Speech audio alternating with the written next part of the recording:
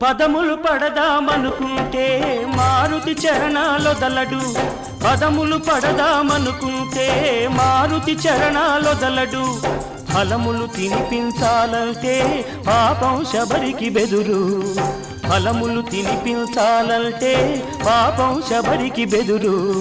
పాదం కడగాలనుకుంటే పదపడి గుహుడే తయ్యారు, పాదం కడగాలనుకుంటే పదపడి గుహుడే తయ్యారు. ప్రాణాలిద్దామనుకుంటే పక్షి జటాయువులుంటారు. ఏమయ్యా ఏమయ్యా ఓ రామయ్యా, ఎలా సేవించాలయ్యా, నిన్ను ఏమని కీర్తించాలయ్యా. ఏమయ్యా ఓ రామయ్యా.